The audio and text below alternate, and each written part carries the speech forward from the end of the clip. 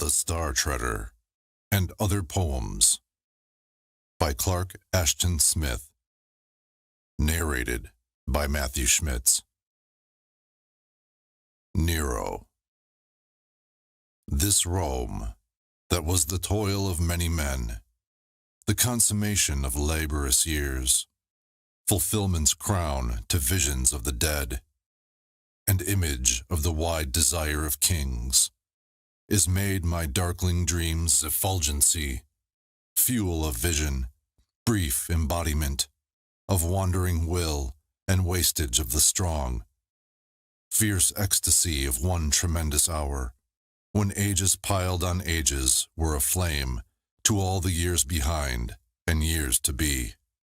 Yet any sunset were as much as this, save for the music forced by hands of fire, from out the hard straight silences which bind dull matter's tongueless mouth, a music pierced with the tense voice of life, more quick to cry its agony, and save that I believed the radiance redder for the blood of men.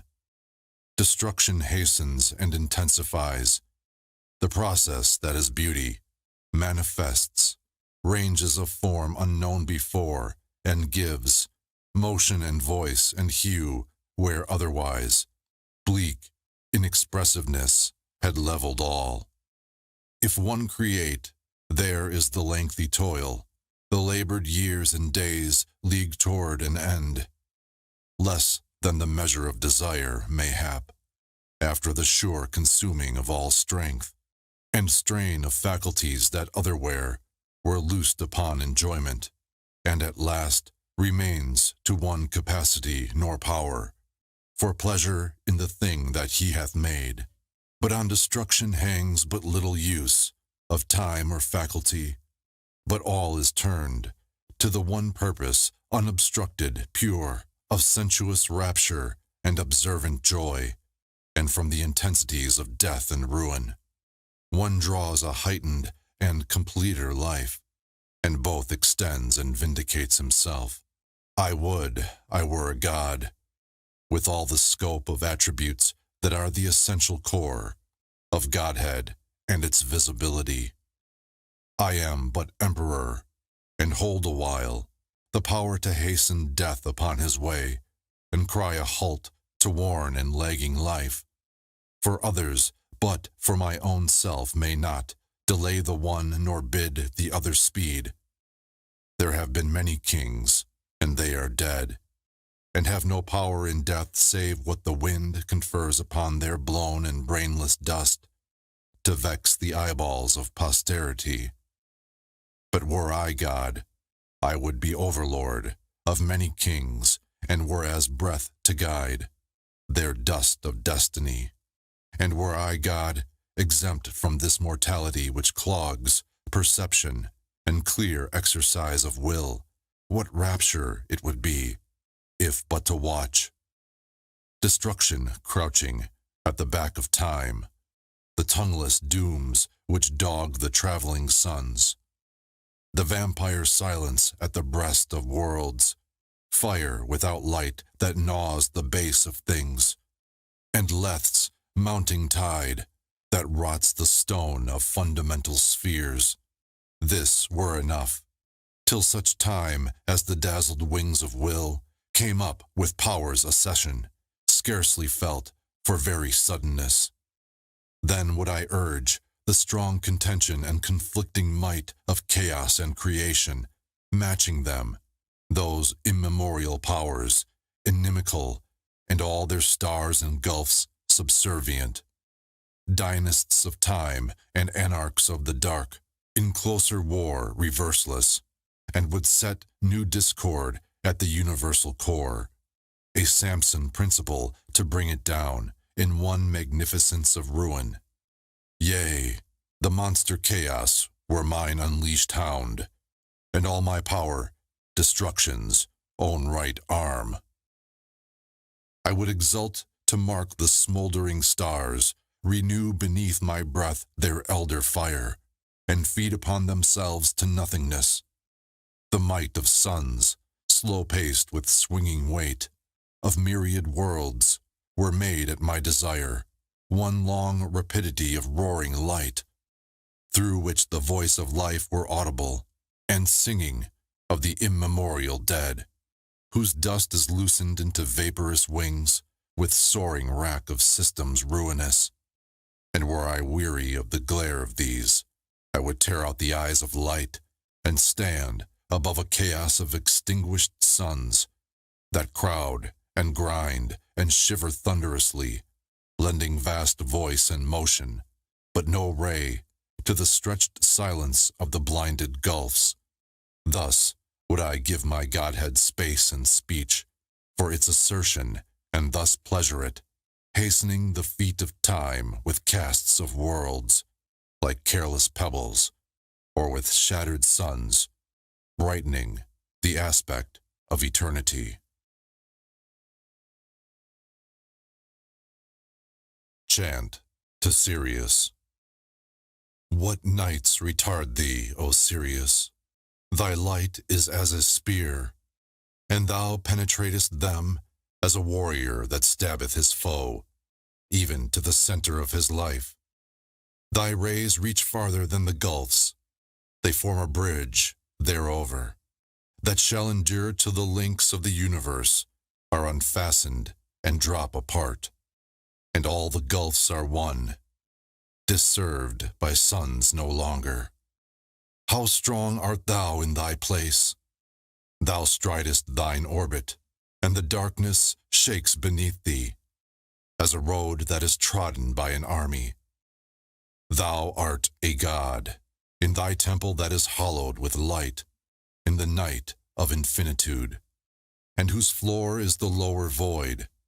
Thy worlds are as priests and ministers therein.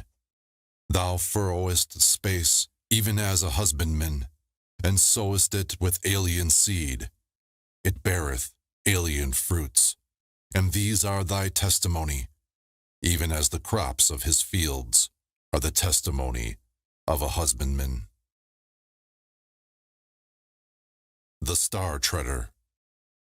1. A voice cried to me in a dawn of dreams, saying, Make haste, the webs of death and birth are brushed away, and all the threads of earth wear to the breaking spaceward gleams. Thine ancient pathway of the suns, whose flame is part of thee, and deeps outreach immutably, whose largeness runs through all thy spirit's mystery. Go forth and tread unharmed the blaze of stars wherethrough thou camest in old days. Pierce without fear each vast, whose hugeness crushed thee not within the past. A hand strikes off the chains of time. A hand swings back the door of years.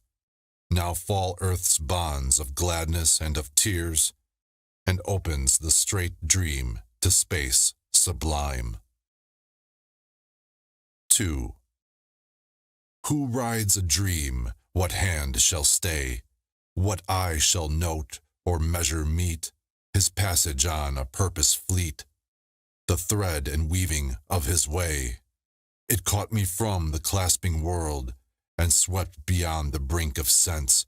My soul was flung and poised and whirled, like to a planet changed and hurled, with solar lighting strong and tense, swift as communicated rays that leap from severed suns agloom, within whose waste no suns illume. The winged dream fulfilled its ways. Through years reversed and lit again, I followed that unending chain, wherein the suns are links of light, retraced through lineal ordered spheres, the twisting of the threads of years, in weavings wrought of noon and night. Through stars and deeps I watched the dream unroll, those folds that form the raiment of the soul. 3. Enkindling dawns of memory, each sun had radiance to relume, a sealed, disused, and darkened room. Within the soul's immensity, their alien ciphers shone and lit. I understood what each had writ upon my spirit's scroll. Again I wore mine ancient lives, and knew the freedom and the gyves that formed and marked my soul. 4. I delved in each forgotten mind, the units that had builded me, whose deepnesses before were blind and formless as infinity, knowing again each former world, from planet unto planet world, through gulfs that mightily divide, like to an intervital sleep.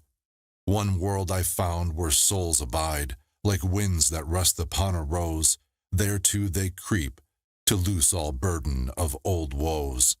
And one I knew, where warp of pain is woven in the soul's attire, and one, where with new loveliness is strengthened beauty's olden chain, soft as a sound and keen as fire. In light no darkness may depress. 5. Where no terrestrial dreams had trod, my vision entered undismayed, and life her hidden realms displayed to me as to a curious god. Where colored suns of systems triplicate, bestow on planets weird, ineffable, green light that orbs them like an outer sea, and large auroral noons that alternate, with skies like sunset held without abate, life's touch renewed incomprehensibly. The strains of mirth and grief's harmonious spell, dead passions like two stars relit, shone in the gloom of ways forgot, where crownless gods in darkness sit. The day was full on altars hot. I heard, once more part of it, the central music of the Pleiades. And to Alcyone my soul, swayed with the stars that own her song's control, unchallenged, glad I trod, a revenant, in worlds Edenic longly lost, or walked in spheres that sing to these, o'er space no light has crossed, diverse as hell's mad antiphony uptossed, to heaven's angelic chant. 6. When vasts the dream went out to find, I seemed beyond the world's recall, in gulfs where darkness is a wall, to render strong Antares blind. In unimagined spheres I found the sequence of my being's round, some life where firstling mead of song, the strange imperishable leaf, was placed on brows that starry grief had crowned and pain anointed long. Some avatar where love sang like the last great star at morn, ere death filled all its sky, some life in fresher years unworn, upon a world whereof peace was a robe like to the chains that lie on pools aglow with latter spring. There life's pellucid surface took clear image of all things, nor shook, till touch of death's obscuring wing, some earlier awakening. In pristine years when giant strife of forces darkly whirled, first forged the thing called life, hot from the furnace of the suns, upon the anvil of a world. 7. Thus knew I those anterior ones, whose lives in mine were blent, till, lo, my dream that held a night, where Rigel sends no word of might, was emptied of the trodden stars, and dwindled to the sun's extent, the brain's familiar prison bars, and raiment of the sorrow and the mirth, wrought by the shuttles intricate of earth. The morning pool. All night the pool held mysteries, vague depths of night that lay in dream, where phantoms of the pale white stars wandered with darkness tangled gleam. And now it holds the limpid light and shadeless azure of the skies, wherein, like some enclasped gem, the morning's golden glamour lies. The night forest. Incumbent, seemingly, on the jagged points of peaks that end the visible west, the rounded moon yet floods the valleys hitherward with fall of torrential light, ere from the overmost aggressive mountain cusp she slip to the lower dark. But here, on an eastward slope, pointed and thick with its pine, the forest scarcely remembers, her light that is gone as a vision, or ecstasy too poignant and perilous for duration, withdrawn in what darker web or dimension of dream I know not. In silence preoccupied and solemnest rectitude, the pines uprear, and no sigh, for the rapture of moonlight past comes from their bosom of boughs. Far in their secrecy I stand, and the burden of dusk, dull, but at times made keen, with tingle of fragrances, falls on me as a veil between my soul and the world. What veil of trance, O pines, divides you from my soul, that I feel but enter not your distances of dream? Ah, strange imperative sense of world-deep mystery, that shakes from out your boughs a fragrance yet more keen, pressing upon the mind. The wind shall question you of the dream I may not gain, and all its somberness and depth immeasurable shall tremble away in sound of speech not understood, that my heart must break to hear. The Mad Wind. What hast thou seen, O wind, of beauty or of terror, surpassing, denied to us, that with precipitate wings, mad and ecstatical, thou spurnest the hollows and trees that offer thee refuge of peace, and findest within the sky no safety nor respite from the memory of thy vision? Song to Oblivion. Art thou more fair, for all the beauty gathered up in thee, as gold and gems within some lightless sea? For light of flowers and bloom of tinted air, art thou more fair? Art thou more strong, for powers that turn to thee as unto sleep? For world and star that find thy ways more deep than light may tread, too wearisome for song, art thou more strong? Nay, thou art bare, for power and beauty on thine impotence, bestowed by fruitful time's magnificence, for fruit of all things strong and bloom of fair, thou still art bare. Medusa. As drear and barren as the glooms of death, it lies, a windless land of livid dawns, nude to a desolate firmament with hills that seem the fleshless earth's outjutting ribs, and plains whose faces crossed and riveled deep, with gullies twisting like a serpent's track. The leprous touch of death is on its stones, where for his token visible, the head is throned upon a heap of monstrous rocks, grotesque in everlasting ugliness, within a hill ravine that splits athwart, like some old hideous and unhealing scar, her lethal beauty crowned with twining snakes that mingle with her hair. The Gorgon reigns. Her eyes are clouds wherein death's lightnings lurk, yet even as men that seek the glance of life, the gazers come, where, coiled and serpent swift, those levins wait. As round an altar base, her victims lie, distorted, blackened forms of postured horror smitten into stone. Time caught in meshes of eternity, drawn back from dust and ruin of the years, and given to all the future of the world. The land is claimed of death. The daylight comes, half strangled in the changing webs of cloud that unseen spiders of bewildered winds weave and unweave across the lurid sun in upper air. Below, no zephyr comes to break with life the circling spell of death. Long vapor serpents twist about the moon, and in the windy murkiness of the sky, the guttering stars are wild as candle flames that near the socket.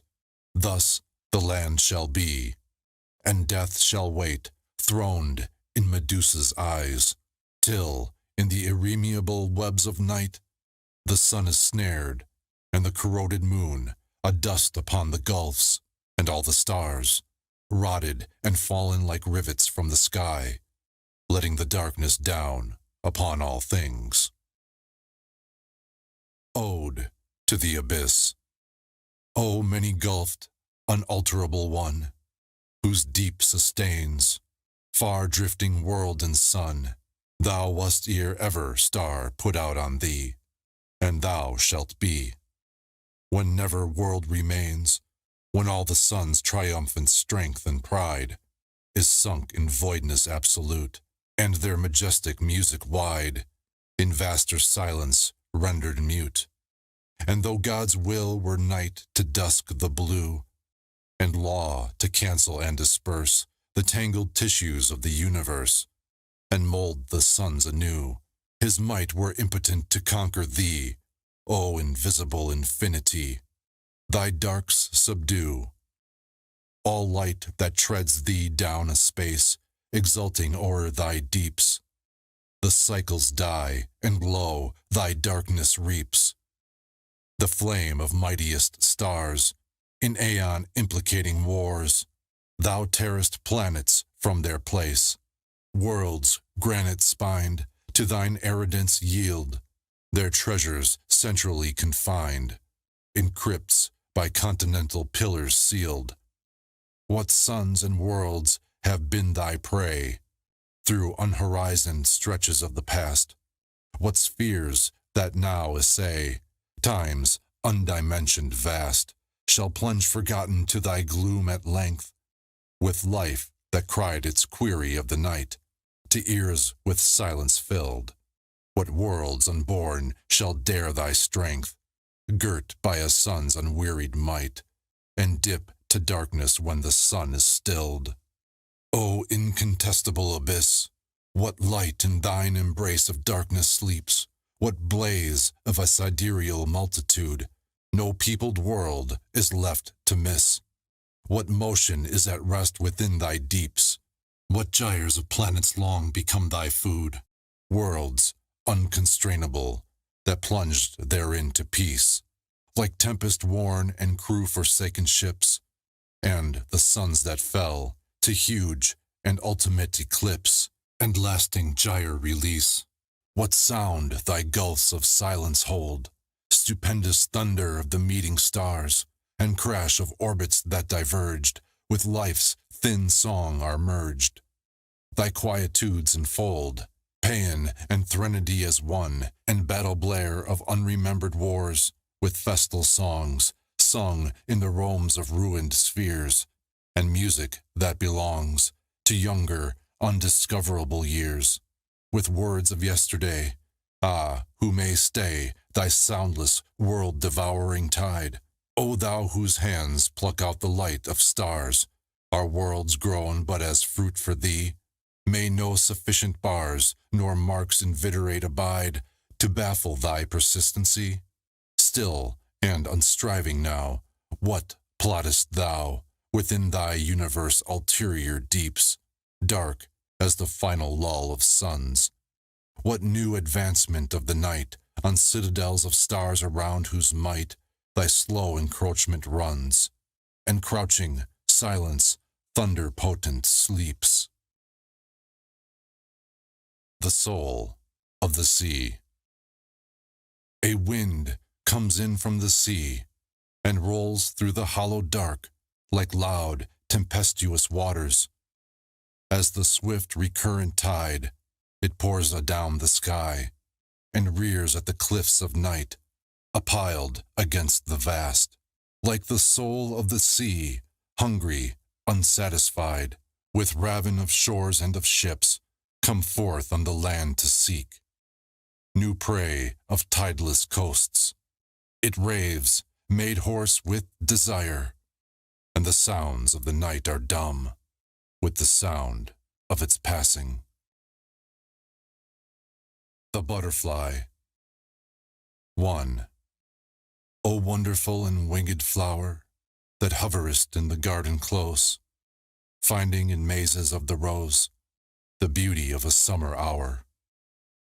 O symbol of impermanence, thou art a word of beauty's tongue, a word that in her song is sung, appealing to the inner sense. Of that great mystic harmony, all lovely things are notes and words, the trees, the flowers, the songful birds, the flame-white stars, the surging sea. The aureate light of sudden dawn, the sunset's crimson afterglow, the summer clouds, the dazzling snow, the brooks, the moonlight chaste and wan. Lacking, who knows, a cloud, a tree, a streamlet's purl, the ocean's roar, from nature's multitudinous store, imperfect were the melody. 2. O beauty, why so sad my heart? Why stirs in me a nameless pain, which seems like some remembered strain, as on this product of thine art? Enraptured, marveling I gaze, and note how airily 'tis wrought, a winged dream, a bodied thought, the spirit of the summer days.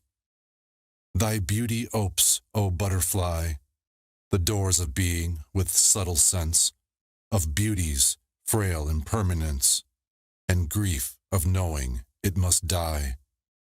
Again I seem to know the tears of other lives, the woe and pain of days that died, resurgent wane, the moons of countless bygone years. 3. On other worlds, on other stars, to us but tiny points of light, or lost in distances of night, beyond our system's farthest bars. A priest to beauty's service sworn, I sought and served her all my days with music and with hymns of praise, in sunset and the fires of morn. With thrilling heart her form I knew, and in the stars she whitely gleamed, and all the face of nature seemed expression of her shape and hue. I grieved to watch the summers pass, with all their gorgeous shows of bloom, and sterner autumn months assume their realm with withered leaves and grass. Mine was the grief of change and death, of fair things gone beyond recall, the paling light of dawns and all, the flowers' vanished hues and breath. 4. From out the web of former lives, the ancient catenated chain of joy and sorrow, loss and gain, one certain truth my heart derives. Though beauty passes, this I know, from change and death this verity, her spirit lives eternally. 'Tis but her forms that come and go. 5. Lo, I am beauty's constant thrall, must ever on her voice await, and follow through the maze of fate, her luring strange and mystical. Obedient to her summonings, forever must my soul aspire, and seek on wings of lyric fire to penetrate the heart of things, wherein she sits, augustly throned, in loveliness that renders dumb the essence and the final sum, with peril and with wonder zoned. What though I fail my duller sense, baffled as by a wall of stone?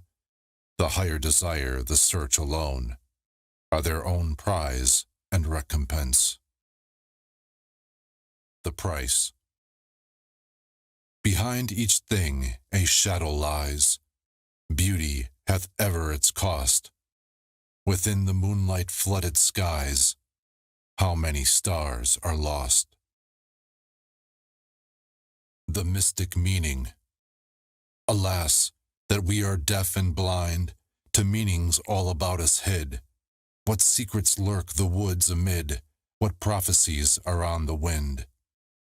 What tidings do the billows bring, and cry in vain upon the strand? If we might only understand the brooklet's cryptic murmuring. The tongues of earth and air are strange, and yet, who knows, one little word, learned from the language of the bird, might make us lords of fate and change. Ode to Music. O woven fabric in bright web of sound, whose threads are magical, and with swift weaving thrall, and hold the spirit bound. We may not know whence thy strange sorceries fall, whether they be earth's voices wild and strong, her high and perfect song, or broken dreams of higher worlds unfound. For lo, thou art as dreams, and to thy realm all hidden things belong. All fugitive and evanescent gleams the soul hath vainly sought. All mystic immanence, all visions of ungrasped magnificence, and great ideals pinnacled in thought. All paths with marvel fraught that lead to lands obscure. For lo, upon thy road of sound we pass, seeking thy magic lure. To vales, mist implicated and unsure, where all seems strange as visions in a glass, and wonder-haunted hills, where beauty is an echo and a dream in sighing pines and rills, clouded and deep with imaged tree and sky, and where bright rivers gleam past cities towering high, each wonderful as some cloud fantasy. Thou loosenest the bondage of the years, making the spirit free of all sublunar joys and fears. Who mounts on thine imperious wings shall see the ways of life as threads of day and night. Serene above their change, his eyes shall know but far transcendent things, his ears shall hark but voices free and strange. Vast seas of outer light shall beat upon his sight, eternal winds shall touch him with their wings. His heart shall thrill to larger, purer joy and grief more deep than earth may know, and even as dews of morning fill, the open flower into his soul shall flow, high melodies like tears that angels weep.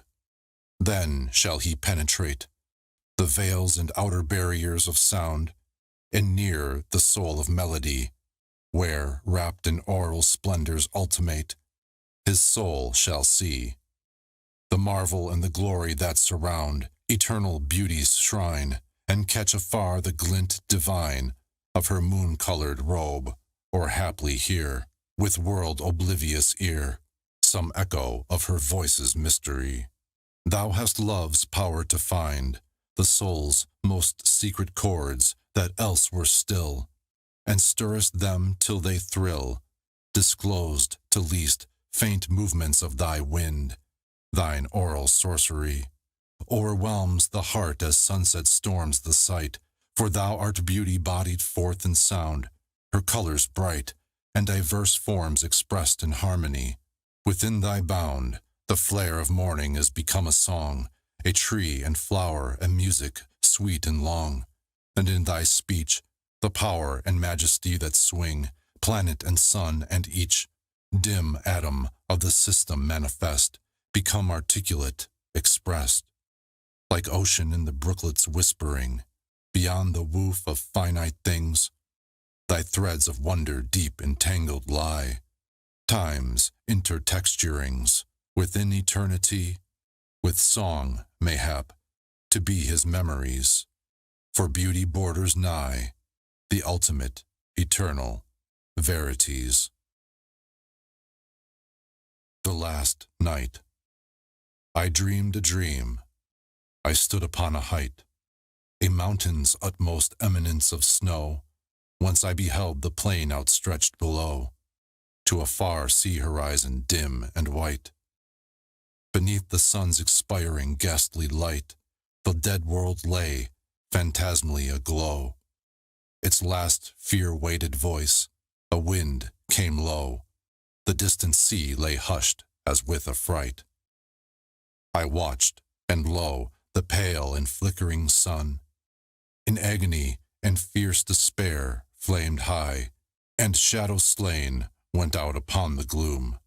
Then night, that grim, gigantic struggle won, impended for a breath on wings of doom, and through the air fell like a falling sky.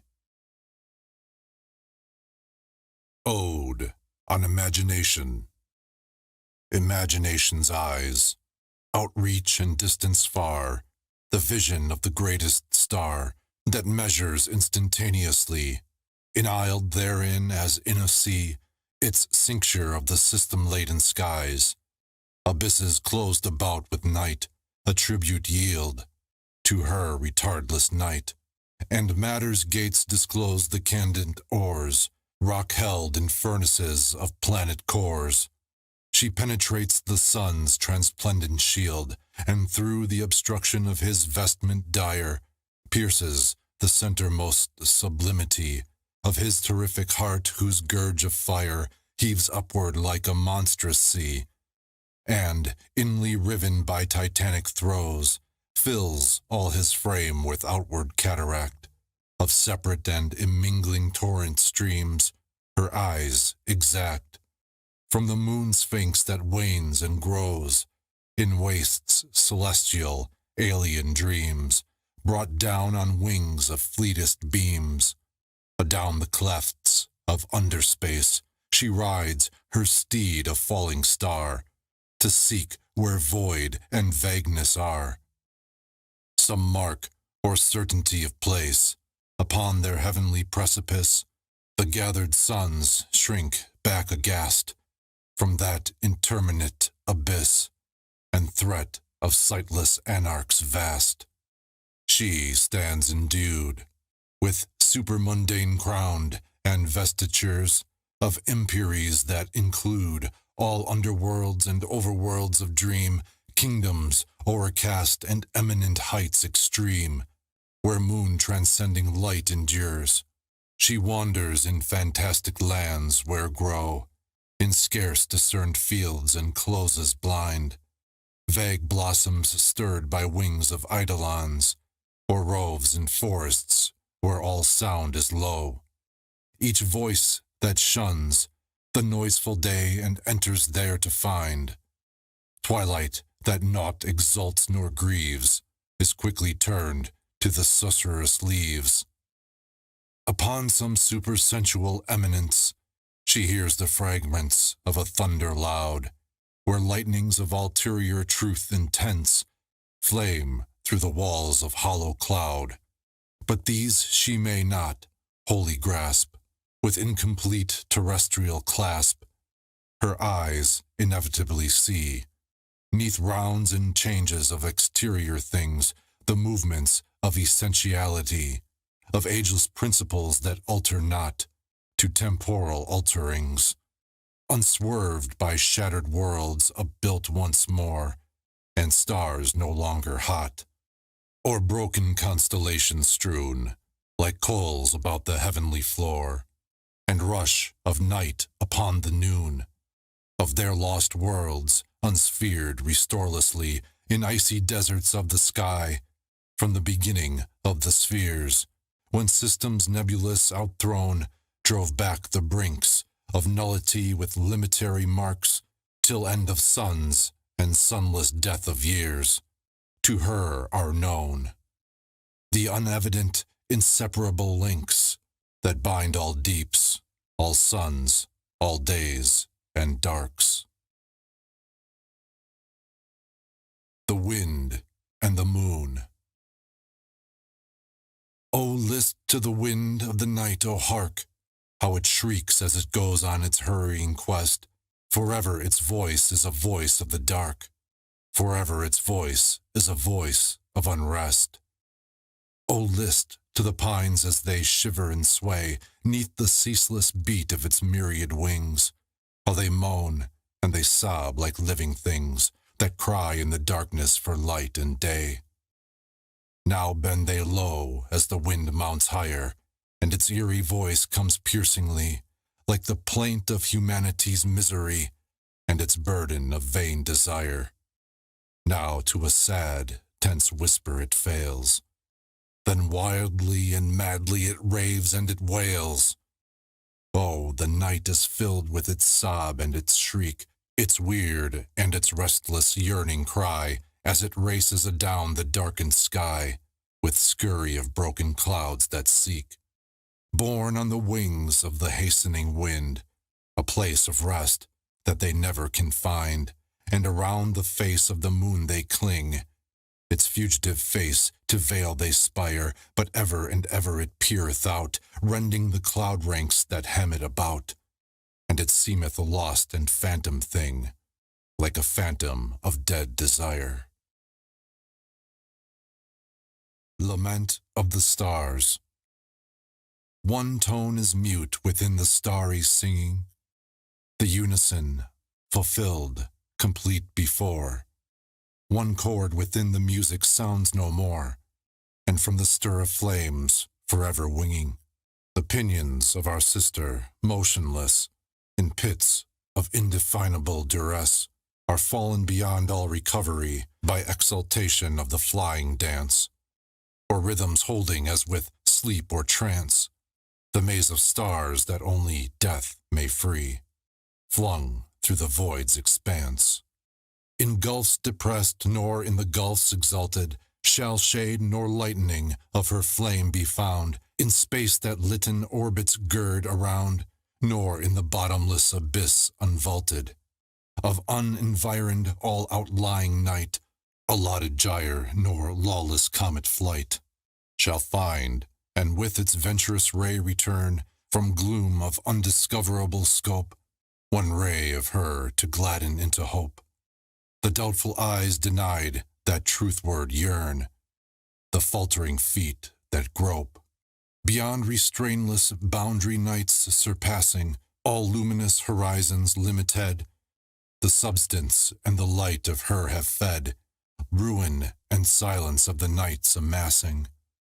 Abandoned worlds forever mourningless, suns without worlds in frori beamlessness, girt for the longer gyre funereal, inviolate silence earless unwaking, that once was sound and level, calm unbreaking, where motions many ways in oneness fall, of sleep beyond forsaking.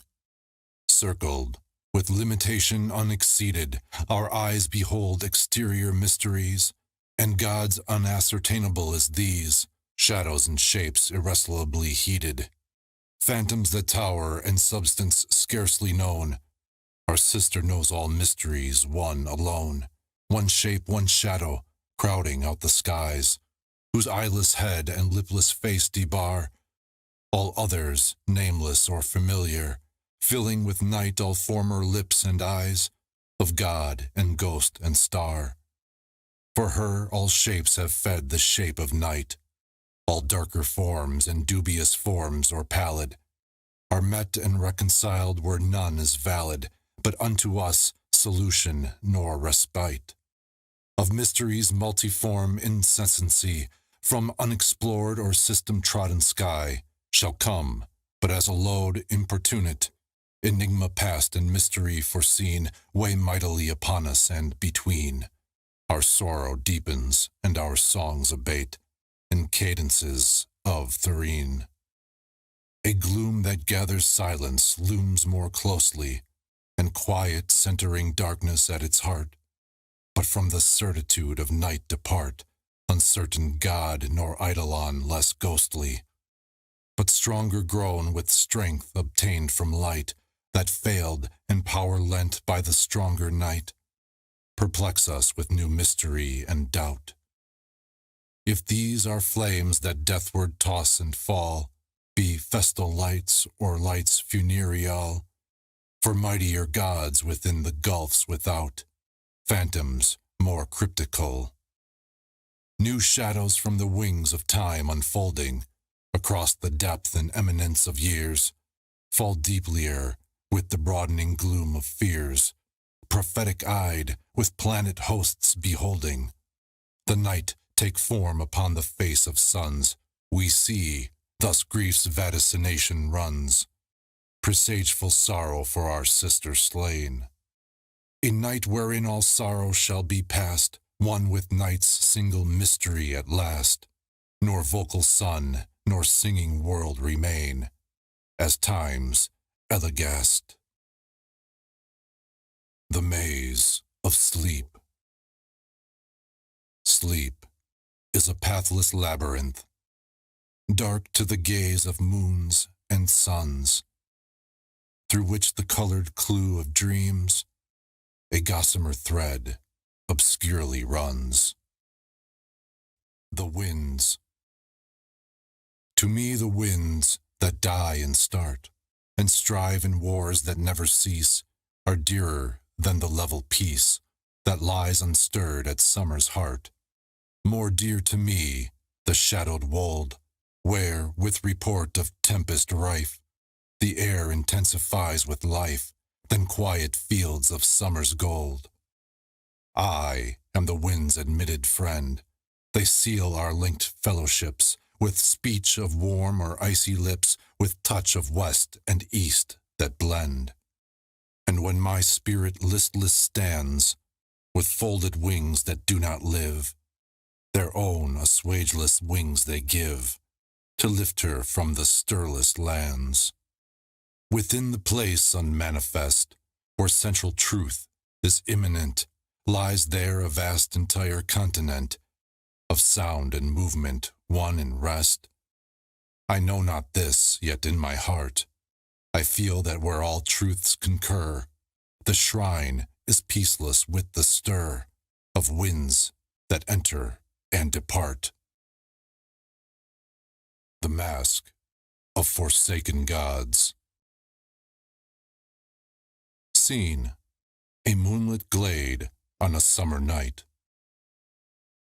The Poet. What consummation of the toiling moon o'ercomes the midnight blue with violet, wherein the stars turn gray?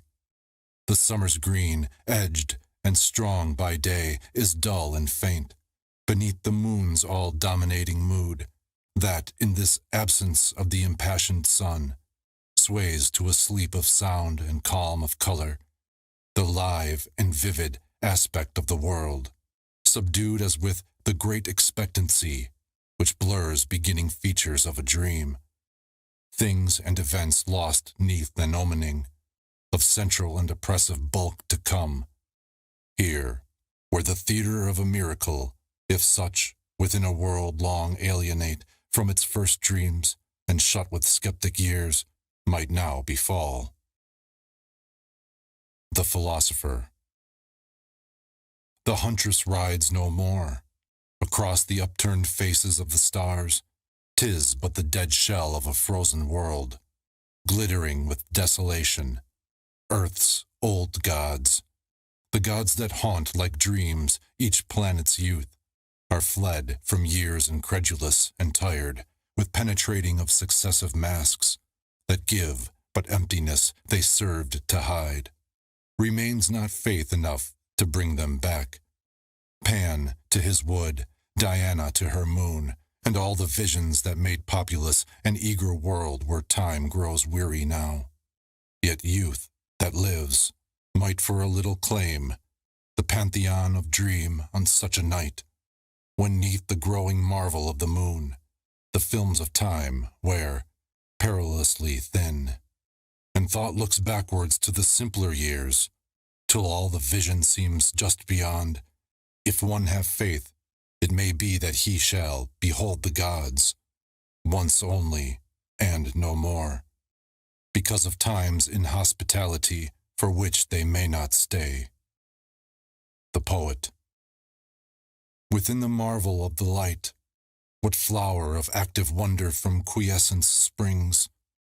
Is it a throng of luminous white clouds, phantoms of some old storm's death-driven titans, that float beneath the moon and speak with voices like the last echoes of a thunder spent? 'Tis the forsaken gods that win a foothold around the magic circle which the moon draws like some old enchantress round the glade. The Philosopher. I see them not. The vision is addressed only to thine acute and eager youth. Jove. All heaven and earth were once my throne. Now I have but the wind alone. For shifting judgment's seat, the pillared world supported me, yet man's old incredulity left nothing for my feet. Pan. Man hath forgotten me, Yet seems it that my memory saddens the wistful voices of the wood. Within each erst-frequented spot, echo forgets my music not, nor earth my tread where trampling years have stood. Artemis. Time hath grown cold toward beauty loved of old. The gods must quake when dreams and hopes forsake the heart of man, and disillusion's ban, more chill than stone, rears till the former throne of loveliness is dark and tenantless. Now must I weep, homeless within the deep, where once of old mine orbed chariot rolled, and mourn in vain man's immemorial pain, uncomforted of light and beauty fled. Apollo. Time wearied of my song, a satiate and capricious king, who for his pleasure bade me sing, first of his minstrel throng, till cloyed with melody, his ear grew faint to voice and lyre, forgotten then of time's desire, his thought was void of me. Aphrodite. I, born of sound and foam, child of the sea and wind, was fire upon mankind, fueled with Syria and with Greece and Rome. Time fanned me with his breath, love found new warmth in me, and life its ecstasy, till I grew deadly with the wind of death. A nymph. How can the world be still so beautiful, when beauty's self is fled? 'Tis like the mute and marble loveliness of some dead girl, and we that hover here are as the spirit of former voice and motion and live color, in that which shall not stir nor speak again. Another nymph. Nay, rather say this lovely, lifeless world is but a rigid semblance counterfeiting the world which was, nor have the gods retained such power as once informed and rendered vital the cryptic irresponsiveness of stone, that statue which Pygmalion made and loved. Ate. I, who was discord among men, alone of all time's hierarchy, find that time hath no need of me, no lack that I might fill again. The Poet. Tell me, O gods, are ye forever doomed to fall and flutter among spatial winds, finding release nor foothold anywhere, debarred from doors of all the suns like spirits, whose names are blotted from the lists of time, though they themselves yet wander undestroyed? The gods, together. Throneless, discrowned, and impotent, in man's sad disillusionment, we passed with earth's returnless youth, who were the semblances of truth, the veils that hid the vacantness, infinite, naked, meaningless. The blank and universal sphinx each world beholds at last and sinks. New gods protect a while the gaze of man, each one a veil that stays, till the new gods, discredited, like mist that melts with noon, are fled. That power, oppressive, limitless, the tyranny of nothingness. Our power is dead upon the earth, with the first dews and dawns of time, but in the far and younger clime of other worlds it hath rebirth.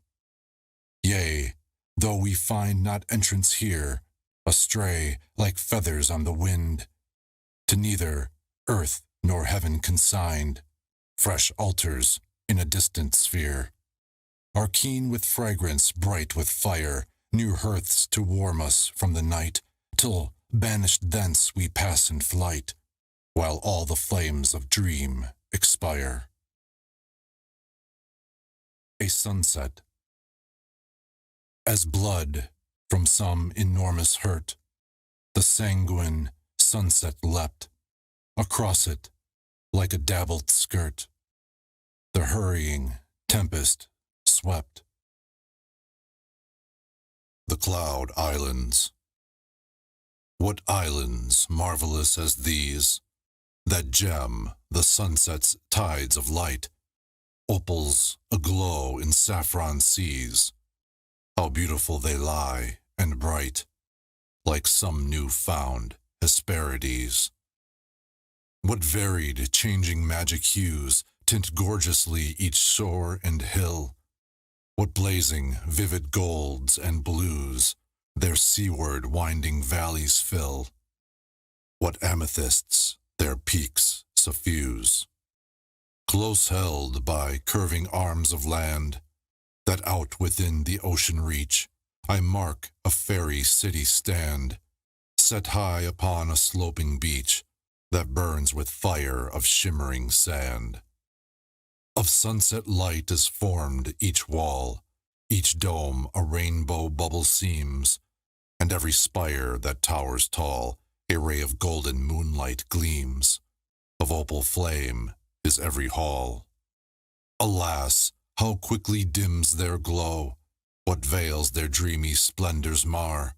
Like broken dreams the islands go, as down from strands of cloud and star, the sinking tides of daylight flow. The Snow Blossoms.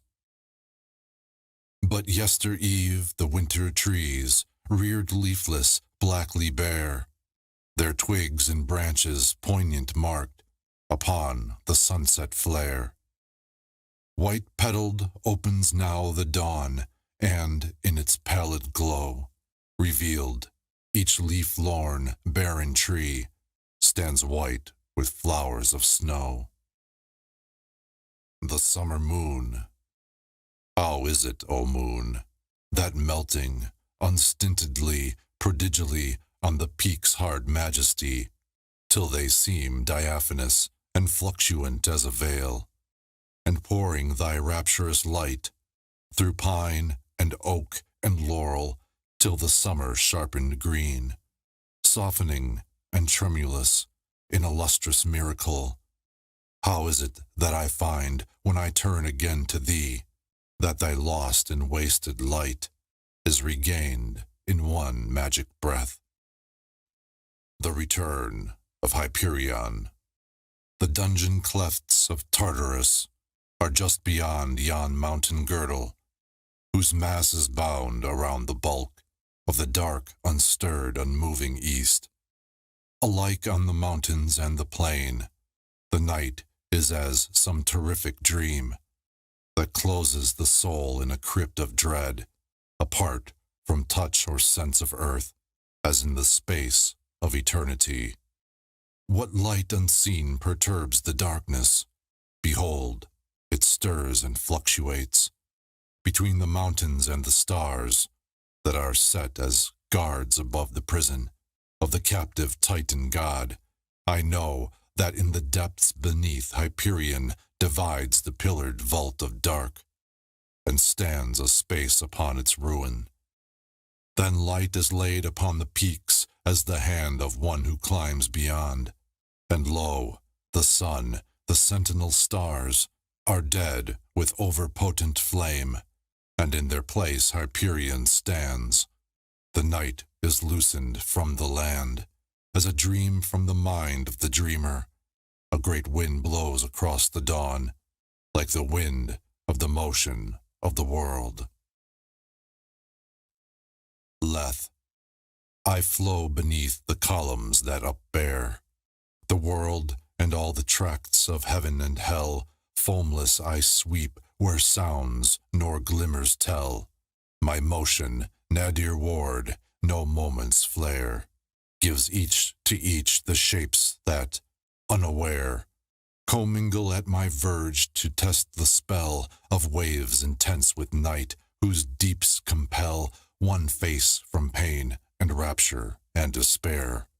The fruitless earth's denied and cheated sons meet here where fruitful and unfruitful cease, and when their lords, the mightier hidden ones, have drained all worlds till being's wine is low, shall they not come and from the oblivious flow drink at one draught a universe of peace. Atlantis. Above its domes the gulfs accumulate, to where the sea winds trumpet forth their screed. But here the buried waters take no heed, deaf and with closed lips from press of weight, imposed by ocean, dim, inanimate, on temples of an unremembered creed, involved in long, slow tentacles of weed, the dead tide lies immovable as fate. From out the ponderous vaulted ocean dome, a clouded light is questionably shed, on altars of a goddess garlanded, with blossoms of some weird and hueless vine, and winged, fleet through skies beneath the foam, like silent birds the sea things dart and shine. The unrevealed. How dense the glooms of death, impervious to aught of old memorial light, how straight the sunless road, suspended, separate, that leads to later birth, untremulous, with any secret morn of stars. To us, the past is closed as with division great of planet-girdling seas, unknown its gate, beyond the mouths of shadows cavernous. Oh, may it be that death in kindness strips the soul of memory's raiment, rendering blind our vision, lest surmounted deeps appall, as when on mountain peaks a glance behind betrays with knowledge, and the climber slips down gulfs of fear to some enormous fall. The eldritch dark.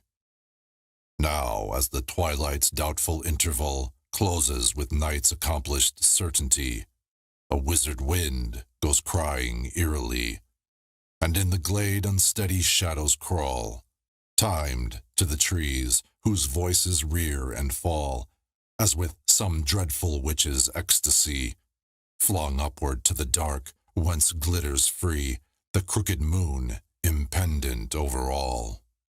Twin veils of covering cloud and silence thrown across the movement and the sound of things make blank the night till in the broken west the moon's ensanguined blade awhile is shown.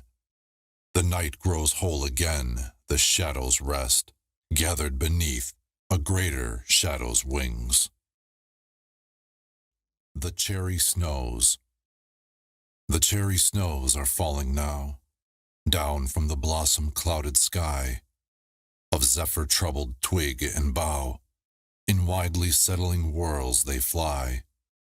The orchard earth, unclothed and brown, is wintry-hued with petals bright. E'en as the snow they glimmer down, brief as the snows their stainless white. Fairy lanterns. 'Tis said these blossom lanterns light the elves upon their midnight way, that fairy toil and elfin play receive their beams of magic white. I marvel not if it be true. I know this flower has lighted me nearer to beauty's mystery, and past the veils of secrets new. Nirvana. Poised as a god whose lone, detached post, an eyrie, pens between the boundary marks of finite years and those unvaried darks that veil eternity, I saw the host of worlds and suns swept from the furthermost of night, confusion as of dust with sparks, whirl toward the opposing brink as one who harks some warning trumpet, time a withered ghost. Fled with them, disunited orbs that late were atoms of the universal frame. They passed to some eternal fragment heap, and lo, the gods from space discorporate, who, where its life and vital spirit came, drawn outward by the vampire lips of sleep. The nemesis of suns. Lo, what are these, the gyres of sun and world, fulfilled with daylight by each toiling sun? Lo, what are these but webs of radiance spun beneath the roof of night and torn or furled by night at will, all opposite powers upwhirled are less than chaff to this imperious one, as wind-tossed chaff until its sport be done, scattered and lifted up and downward hurled. All gyres are held within the path unspanned of night's aeonian compass, loosely pent as with the embrace of lethal tightening weight.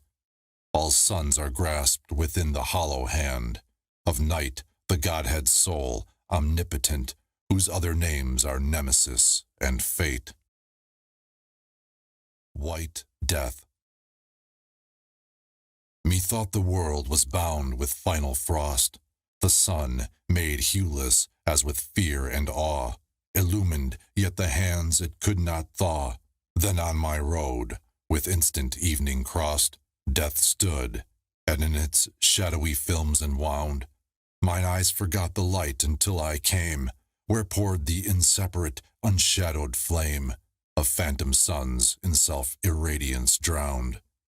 Death lay revealed in all its haggardness, immitigable wastes horizonless, profundities that held nor bar nor veil, all hues wherewith the suns and worlds were dyed, in light invariable nullified, all darkness rendered shelterless and pale.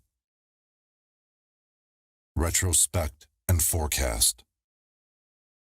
Turn round, O life, and know with eyes aghast the breath that feed thee, death, disguiseless, stern, even now within thy mouth from tomb and urn.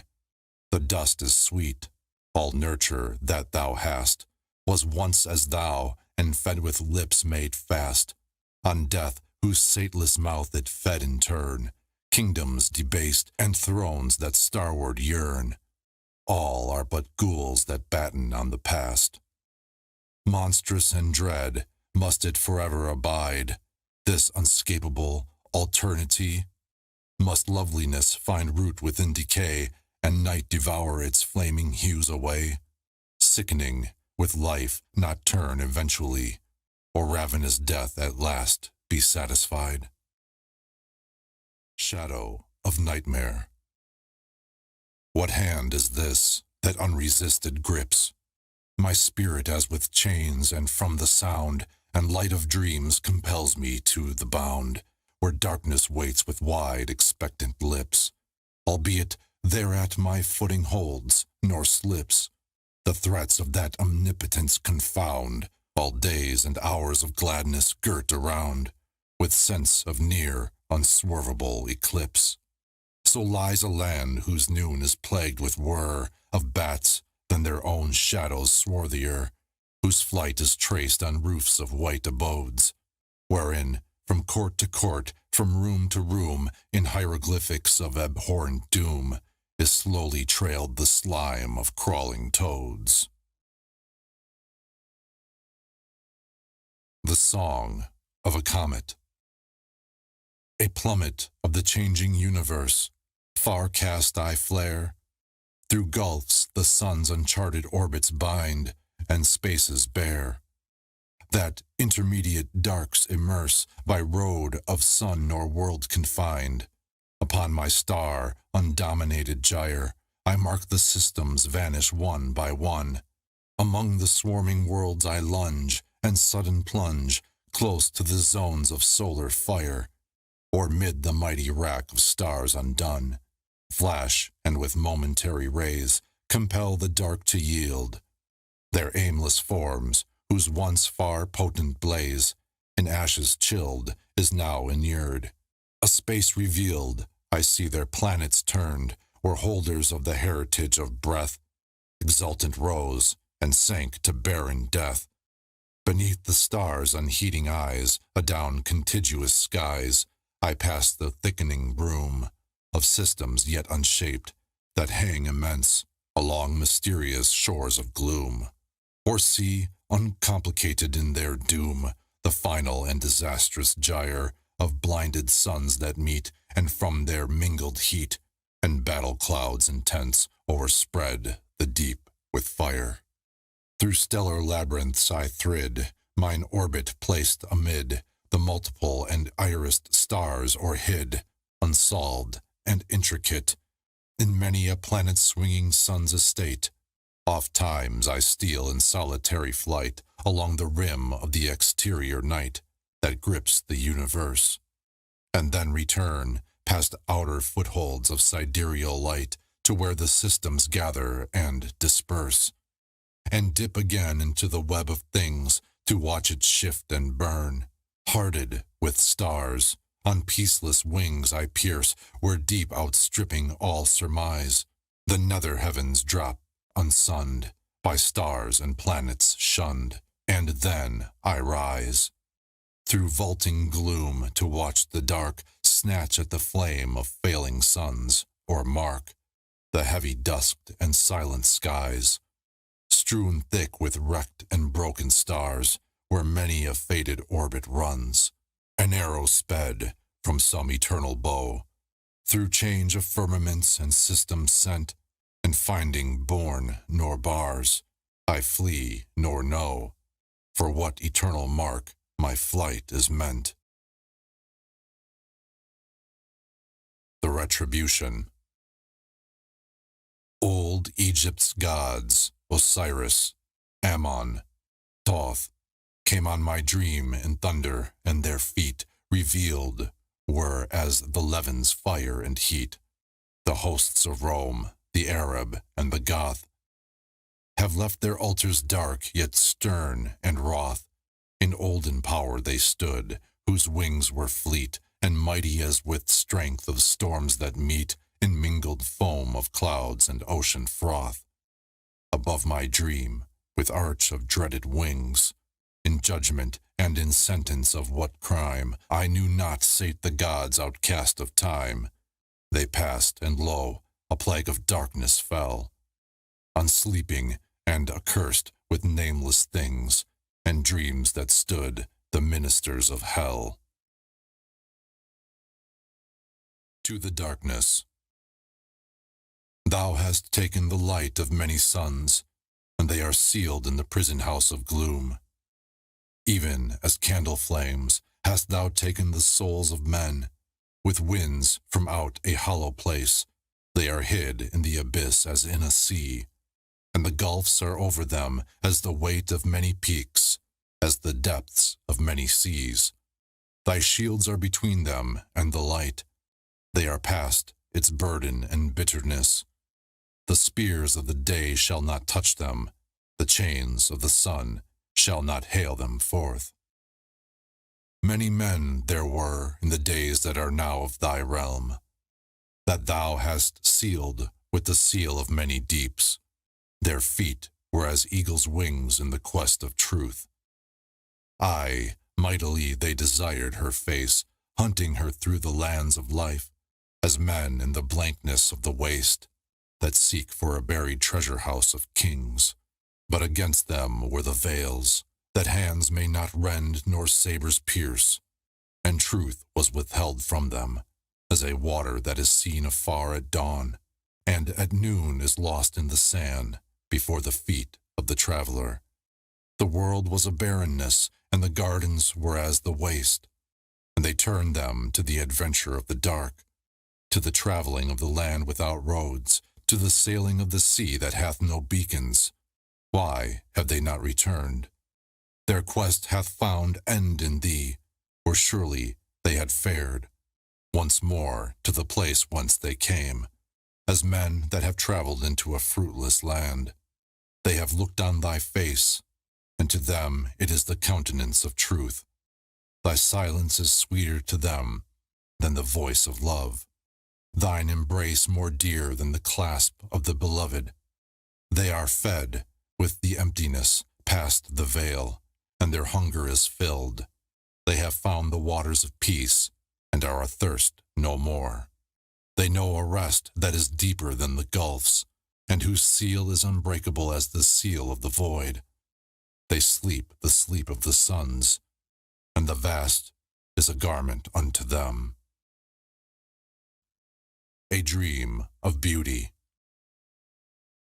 I dreamed that each most lovely, perfect thing that nature hath of sound and foam and hue The winds, the grass, the light concentering dew, the gleam and swiftness of the seabird's wing, blueness of sea and sky, and gold of storm, transmuted by the sunset and the flame of autumn-colored leaves before me came, and, meeting, merged to one diviner form. Incarnate beauty 'twas, whose spirit thrills through glaucous ocean and the greener hills, and in the cloud-bewildered peaks is pent. Like some descended star she hovered o'er, but as I gazed in doubt and wonderment, mine eyes were dazzled and I saw no more. The Dream Bridge. All drear and barren seemed the hours, that past rain-swept and tempest-blown. The dead leaves fell like brownish notes within the rain's gray monotone. There came a lapse between the showers, the clouds grew rich with sunset gleams. Then o'er the sky a rainbow sprang, a bridge unto the land of dreams. A live oak leaf. How marvelous this bit of green I hold and soon shall throw away. Its subtle veins, its vivid sheen, seem fragment of a god's array. In all the hidden toil of earth, which is the more laborious part, to rear the oak's enormous girth, or shape its leaves with poignant art. Pine needles. O little lances dipped in gray, and set in order straight and clean, how delicately clear and keen your points against the sapphire day. Attesting nature's perfect art, ye fringe the limpid firmament, O little lances keenly sent, to pierce with beauty to the heart. To the sun. Thy light is as an eminence unto thee, and thou art upheld by the pillars of thy strength. Thy power is a foundation for the worlds. They are builded thereon as upon a lofty rock, whereto no enemy hath access. Thou puttest forth thy rays, and they hold the sky, as in the hollow of an immense hand. Thou erectest thy light as 4 walls, and a roof with many beams and pillars. Thy flame is a stronghold based as a mountain. Its bastions are tall and firm like stone. The worlds are bound with the ropes of thy will. Like steeds are they stayed and constrained by the reins of invisible lightnings, with bands that are stouter than iron manifold, and stronger than the cords of the gulfs. Thou withholdest them from the brink of outward and perilous deeps, lest they perish in the desolations of the night, or be stricken of strange suns, lest they be caught in the pitfalls of the abyss, or fall into the furnace of Arcturus. Thy law is as a shore unto them, and they are restrained thereby as the sea. Thou art food and drink to the worlds, yea, by thy toil are they sustained, that they fail not upon the road of space, whose goal is Hercules. When thy pillars of force are withdrawn, and the walls of thy light fall inward, borne down by the sundering night, and thy head is covered with the shadow, the worlds shall wander as men bewildered in the sterile and lifeless waste. Athirst and unfed shall they be, when the springs of thy strength are dust, and thy fields of light are black with dearth. They shall perish from the ways that thou showest no longer, and emptiness shall close above them. The fugitives. O fugitive fragrances that tremble heavenward, unceasing, or if ye linger, halt but as memories on the verge of forgetfulness. Why must ye pass so fleetly on wings that are less than wind, to a death unknowable. Soon ye are gone, and the air forgets your faint unrest in the garden's breathlessness, where fall the snows of silence. Averted malefice, where mandrakes, crying from the moonless fen, told how a witch, with gaze of owl or bat, found, and each root malevolently fat, pulled for her waiting cauldron on my ken, upstole, escaping to the world of men, a vapor as of some infernal vat, against the stars it clomb and caught thereat, as if their bright regard to veil again. Despite the web, methought they saw, appalled, the stealthier weft in which all sound was still, then sprang as if the night found breath anew, a wind whereby the stars were disenthralled. Far off I heard the cry of frustrate ill, a witch that wailed above her curdled brew. The Medusa of the skies. Haggard, as if resurgent from a tomb, the moon uprears her ghastly shrunken head, crowned with such light as flares upon the dead, from pallid skies more deathlike than the gloom. Now fall her beams till slope and plain assume the whiteness of a land whence life is fled, and shadows that a sepulchre might shed move livid as the stealthy hands of doom. O'er rigid hills and valleys locked and mute, a pallor steals as of a world made still, when death that erst had crept stands absolute, and earth now frozen fast by power of eyes that malefice and purposed silence fill the gaze of that Medusa of the skies. A dead city. The twilight reigns above the fallen noon, with an ancient land whose aftertime lies like a shadow o'er its ruined prime. Like rising mist, the night increases soon, round shattered palaces, ere yet the moon, on mute, unsentried walls and turrets climb, and touch with whiteness of sepulchral rime the desert where a city's bones are strewn. She comes at last, unburied, thick they show, in all the horary nakedness of stone. From out a shadow like the lips of death issues a wind that through the stillness blown cries like a prophet's ghost with wailing breath, the weirds of finished and forgotten woe. The Song of the Stars. From the final reach of the upper night to the nether darks where the comets die, from the outmost bourne of the rains of light to the central gloom of the midmost sky, in our mazeful gyres we fly.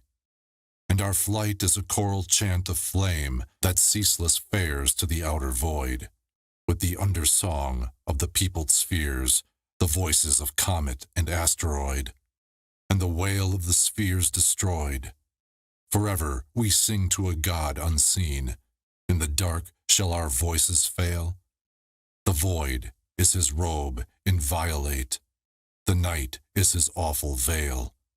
How our fires grow dim and pale. From the ordered gyres goes ever afar our song of flame o'er the void unknown, where circles nor world nor comet nor star. Shall it die ere it reach his throne? On the shoreless deeps of the seas of gloom, sailing we venture afar and wide, wherever await the tempests of doom, where the silent maelstroms lurk and hide, and the darkling reefs abide. And the change and ruin of stars is a song that rises and ebbs in a tide of fire, a music whose notes are of dreadful flame, whose harmonies ever leap higher, where the suns and the worlds expire. Is such music not fit for a god? Yet ever the deep is a dark, and ever the night is a void, nor brightens a word nor a mark, to show if our God may hark. From the gyres of change goes ever afar our flaming chant o'er the deep unknown, the song of the death of planet and star. Shall it die ere it reach his throne? In our shadows of light the planets sweep, and endure for the span of our prime, globed atoms that hazard the termless deep, with races that bow to the law of time, and yet cherish a dream sublime. And they cry to the God behind the veil, yet how should their voices pass the night, the silence that waits in the rayless void, if he hear not our music of light, and the thunderous song of our might?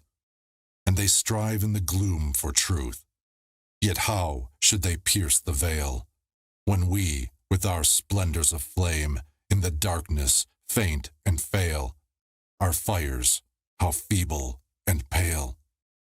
From the ordered gyres goes ever afar our song of flame o'er the void unknown, where circles nor world, nor comet, nor star, shall it die ere it reach his throne. Copan. Around its walls the forests of the west gloom, as about some mystery's final pale might lie its multifold exterior veil, sculpted with signs and meanings unconfessed. Its lordly fanes and palaces attest a past before whose wall of darkness fail reason and fancy, finding not the tale, erased by time from history's palimpsest.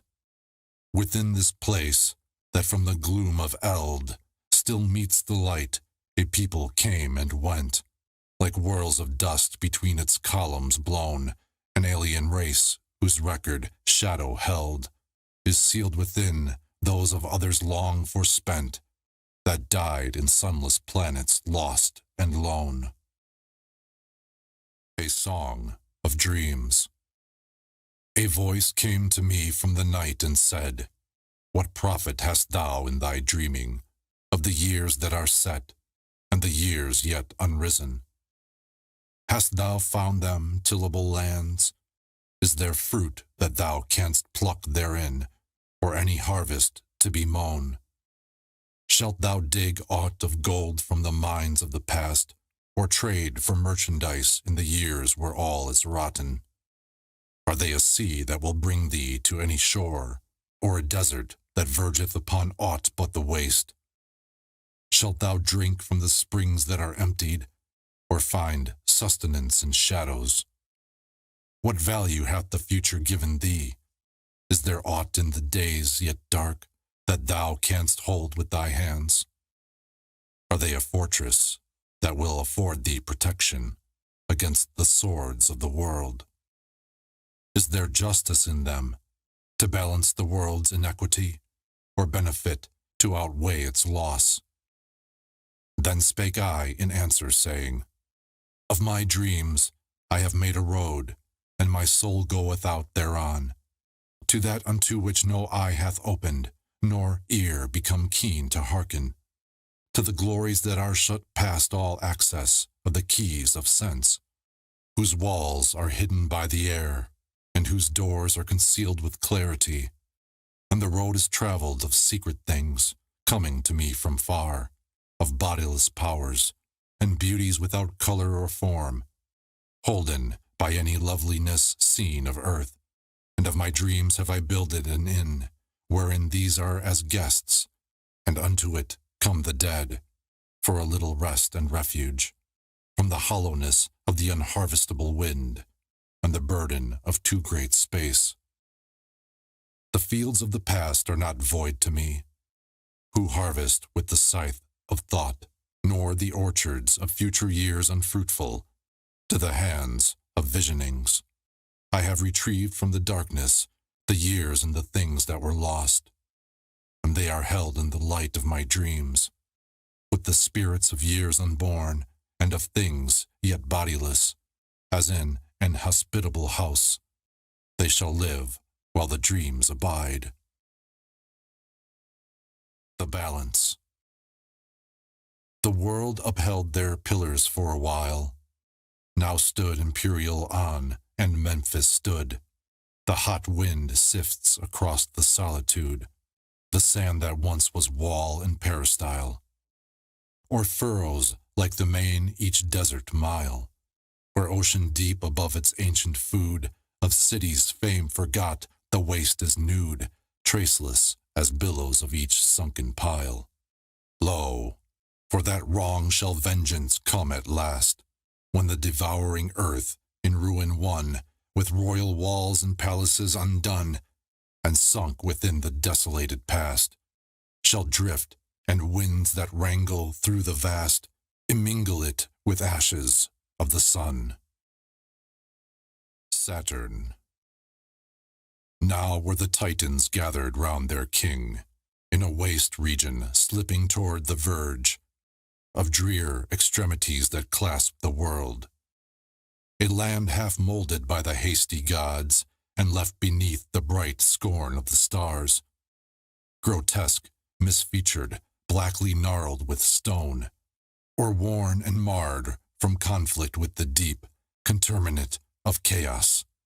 Here they stood, old Saturn midmost, like a central peak, among the lesser hills that guard its base. Defeat that gloamed within each countenance, like the first tinge of death upon a sun, gathering like some dusk vapor, found them cold, clumsy of limb, and halting as with weight of threatened worlds and trembling firmaments. A wind cried round them like a trumpet voice of phantom hosts, hurried, importunate, and intermittent with a tightening fear. Far off the sunset leapt, and the hard clouds, molten among the peaks, seemed furnaces in which to make the fetters of the world. Seared by the lightning of the younger gods, they saw, beyond the grim and crouching hills, those levins thrust like spears into the heart of swollen clouds, or tearing through the sky like severing swords. Then, as the Titans watched, the night rose like a black, enormous mist around them, wherein naught was visible, save the sharp levin leaping in the north, and no sound came, except of seas remote, that seemed like chaos, ravening past the verge of all the world, fed with the crumbling coasts of matter, till the moon, discovering that harsh, swart wilderness of sand and stone, tissued and twisted in chaotic weld, lit with illusory fire each Titan's form. They sate in silence, mute as stranded orbs. The rack of time upcast on ruinous coasts, and in the slow withdrawal of the tide, safe for a while. Small solace did they take from the frore radiance glistening on the dull, black desert gripped in iron silences, like a false triumph o'er countless fates, or a mirage of life in wastes of death. Yet were they moved to speak, and Saturn's voice, seeming the soul of that tremendous land, set free in sound, startled the haughty stars. O Titans, gods, sustainers of the world, is this the end? Must earth go down to chaos, lacking our strength beneath the unpracticed sway of godlings' pain, precipitate with youth, who think, unrecking of disastrous chance, to bind their will as rains upon the sun, or stand as columns to the ponderous heavens? Must we behold with eyes of impotence that universal rack, even though it whelm these our usurpers in impartial doom beneath the shards and fragments of the world? Were it not preferable to return, and meeting them in fight unswervable, drag down the earth, ourselves, and these our foes, one sacrifice unto the gods of chaos? Why should we stay and live the tragedy of power that survives its use? Now spake Enceladus, when that the echoings of Saturn's voice had fled remote and seemed dead, thunders caught and flung from star to star. Wouldst hurl thy kingdom down the nightward gulf, like to a stone a curious child might cast to tell the fall of some dark precipice? Patience, And caution should we take as mail, not rashness for a weapon, too keen sword that cuts the strained knot of destiny, ne'er to be tied again. Were it not best to watch the slow procedure of the days, that we may grasp a time more opportune, when desperation is not all our strength, nor the foe newly filled with victory?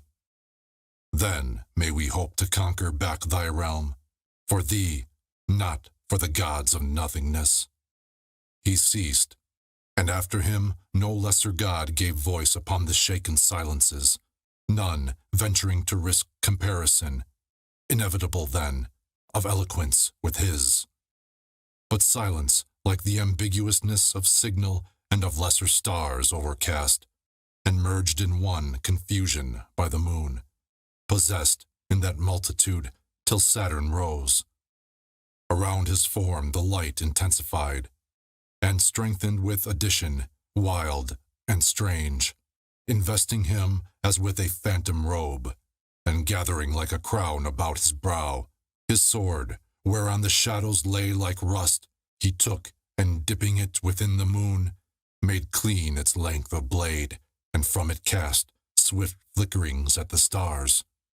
And then his voice came like a torrent, and from out his eyes streamed wilder power that mingled with the sound, and his resurgent power, in glance and word, poured through the Titans' souls, and was become the fountains of their own, and at his flame their fires were lit once more, whose restlessness leapt and aspired against the steadfast stars.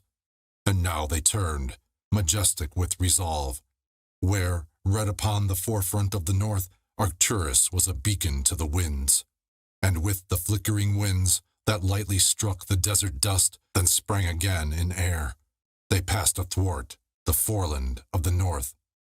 Against their march they saw the shrunken waste, a riveled region like a world grown old, whose sterile breast knew not the lips of life in all its epoch, or a world that was the nurse of infant death ere he became too large, too strong for its restraining arms, and towered athwart the suns. And there they crossed, metallic slopes that rang like monstrous shields, but gave not to their tread, and clanging plains like body mail of greater, vaster gods. Where hills made gibbous shadows in the moon, they heard the eldritch laughters of the wind, seeming the mirth of death, and neath their gaze, gaunt valleys deepened like an old despair. Yet strode they on, through the moon's fantasies, bold with resolve, across a land like doubt. And now they passed among huge mountain bulks, themselves like peaks detached, and moving slow, mid-fettered brethren adding weight and gloom to that mute conclave great against the stars. Emerging thence, the Titans marched where still their own portentous shadows went before, like night that fled but shrank not, dusking all that desert way. And thus they came where sleep, the sleep of weary victory, had seized the younger gods as captives, borne beyond all flight of mounting battle ecstasies in that high triumph of forgetfulness. And on that sleep the striding Titans broke, vague and immense at first like forming dreams, to those disturbed gods, in mist of drowse, purblind and doubtful yet, though soon they knew their erst defeated foes, and rising stood in silent ranks expectant, and appeared to move, with shaking of astonished fires that bristled forth, or were displayed like plumes, late folded close, now trembling terribly, pending between the desert and the stars. Then, sudden as the waking from a dream, the battle leapt, where striving shapes of gods moved brightly through the world and stricken air, sweeping it to a froth of fire, and all that ancient, deep-established desert rocked, shaken as by an onset of the gulfs of gathered and impatient chaos, while, above the place where central battle burned, the stars drew back in fright or dazzlement, paling to more secluded stances. Lo, where the moon had wrought elusive dreams that clothed the wild in doubt and fantasy, hiding its hideousness with bright mirage, or deepening it with gulfs and glooms of hell. Mightier confusion, chaos absolute upon the imperiled sky and trembling world, now made a certainty within itself. The one thing sure in shaken sky or world. Maelstroms of battle, caught in storms of fire, torn and involved by weaponry of gods, crescented blades that met with rounds of shields, grappling of shapes seen through the riven blaze, an instant, then once more obscure, and known only by giant heavings of that war, of furious gods and roused elements, divided, leagued, contending evermore, along the desert, these augmentative, round, one thick center, stunned the faltering night. So huge that chaos, complicate within with movements of gigantic legionry, antagonistic streams, impetuous hurled, where Jove and Saturn, thunder-crested, led in fight unswervable, so wide the strife of differing impulse that decision found no foothold, till that first conclusion should in ordered conflict rearrange and stand with its true forces known. This seemed remote, with that wide struggle pending terribly, as if all various colored time had made a truce with white eternity, and both stood watching from afar. Through drifts of haze, the broadening moon, made ominous with red, glared from the westering light. And now that war, built for itself far up a cope of cloud, and drew it down far off upon all sides, impervious to the moon and sworded stars, and by their own wild light the gods fought on, neath that stupendous concave like a sky filled and illumined with glare of bursting suns, and cast by their own light upon that sky, the gods' own shadows moved like shapen gloom, phantasmagoric, changed and amplified, a shifting frieze that flickered dreadfully, in spectral battle indecisive. Then, swift as it had begun, the contest turned, and on the heaving Titan's massive front it seemed that all the motion and the strength, self-thwarting and confounded, of that strife was flung in centered impact terrible, with rush of all that fire, tempestuous blown as if before some wind of further space, striking the earth. Lo, all the Titans' flame, bent back upon themselves, and they were hurled, in vaster disarray, with vanguard piled on rear and center. Saturn could not stem the loosened torrents of long-pent defeat. He, with his host, was but as drift thereon, borne wildly down the whelmed and reeling world. Hurling like slanted rain, the lurid levin fell o'er that flight of Titans, and behind, in striding menace, all victorious Jove loomed like some craggy cloud with thunders crowned, and footed with the winds. In that defeat, with Jove's pursuit involved and manifold, few found escape unscathed, and some went down, like senile suns that grapple with the dark, and reel in flame, tremendous, and are still. Ebbing, the battle left those elder gods, upcast once more on coasts of black defeat, gripped in despair, a vaster Tartarus. The victor gods, their storms and thunders spent, went dwindling northward like embattled clouds, and where the lingering haze of fight dissolved, the pallor of the dawn began to spread, on darkness purple like the pain of death. Ringed with that desolation, Saturn stood mute, and the Titans answered unto him with brother silence. Motionless, they seemed some peristyle or range of columns great, alone, enduring of a fallen fane, in deserts of some vaster world, whence life and faith have vanished long, that vaguely slips to an immemorial end, and twilight slow crept round those lofty shapes august, and seemed such as might be the faltering ghostly noon of mightier suns that totter down to death.